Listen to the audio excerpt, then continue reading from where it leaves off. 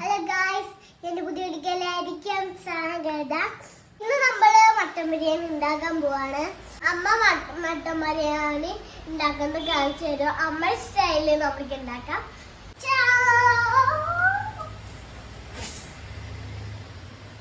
Hi guys, ഞാൻ തലശ്ശേരി സ്റ്റൈലിലുള്ള ഒരു mutton ബിരിയാണിയാണ് ഉണ്ടാക്കുന്നത്. കുറച്ച് എൻ്റെ ചെറിയ മാറ്റങ്ങളൊക്കെ വരുത്തുന്നുണ്ട്.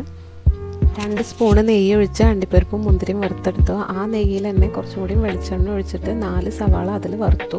വേറൊരു പാത്രത്തിൽ ഈ വറുത്ത് വെച്ച സവാള, 2 തക്കാളി, കുറച്ച് പുതിനയും മല്ലിച്ചപ്പും, ജിഞ്ചർ ഗാർലിക് പേസ്റ്റ്, ഒരു 10-15 പച്ചമുളക് പേസ്റ്റ് ആക്കിയത്, 2 ടേബിൾ സ്പൂൺ തൈര്, 1/2 ടീസ്പൂൺ ഗരം മസാല, 1/4 ടീസ്പൂൺ മഞ്ഞൾപ്പൊടി, ആവശ്യത്തിന് ഉപ്പ്, 1 കിലോ മട്ട അതിലിട്ട് നന്നായി കുഴച്ച് ഒരു 5 മിനിറ്റ് റെസ്റ്റ് ചെയ്യാൻ വെക്കാം. ഞാൻ ഒരു പാത്രത്തിൽ തന്നെയാണ് എല്ലാതും ചെയ്യുന്നത്. അപ്പം നമുക്ക് പണി കുറച്ചുകൂടി ഈസി ആയിരിക്കും. ഞാൻ ബിരിയാണി വെക്കുന്ന പാനിൽ തന്നെയാണ് ഉള്ളി വറുത്ത ഓയിൽ കുറച്ച് അതിലൊഴിച്ചിട്ട് ഈ മിക്സ് ചെയ്ത് വെച്ച മട്ടൻ അതിലിടുക. 2 ടീസ്പൂൺ ബിരിയാണി മസാല, ഒരു 10-12 അണ്ടിപ്പരിപ്പ് വെള്ളത്തിയിട്ട് കുതിർത്തിയിട്ട് മിക്സിയിൽ അരച്ചെടുത്ത് അതിലൊഴിക്കുക. പിന്നെ അത് മൂടി വെച്ച് മട്ടൻ നന്നായി വേവിച്ചെടുക്കുക. അരി വേവിക്കാനൊക്കെ എല്ലാവർക്കും നന്നായിട്ട് അറിയണ്ടാവുമല്ലോ, പിന്നെ ഞാനത് അത്ര ഡീറ്റെയിൽ ആയിട്ട് പറയേണ്ട ആവശ്യമില്ലല്ലോ. നമ്മൾ ബസ്മതി റൈസാണ് എടുത്തത്.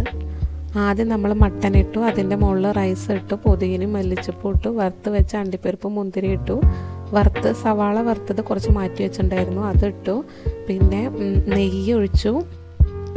വീണ്ടും ഇതന്നെ റിപ്പീറ്റ് ചെയ്തു. മട്ടൻ ഇട്ടു, റൈസ് ഇട്ടു, ഇതൊക്കെ ഇട്ടു, എല്ലാം സെറ്റാക്കി സിമ്മിൽ ഒരു 5 മിനിറ്റ് വെച്ചു. അങ്ങനെ നമ്മുടെ മട്ടൻ ബിരിയാണി നല്ല സൂപ്പറായിട്ട് വന്നിട്ടുണ്ട്. അത് നമുക്കൊന്ന് നന്നായി മിക്സ് ചെയ്യാം. ഇനി ഇത് നമുക്കൊന്ന് അഷിതൂന് ടേസ്റ്റ് നോക്കാൻ കൊടുക്കാം.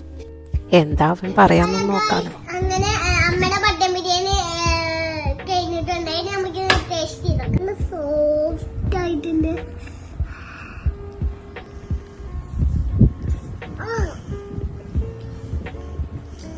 അങ്ങനെ നമുക്ക് ചോറ് ടേസ്റ്റ് വെക്കാം.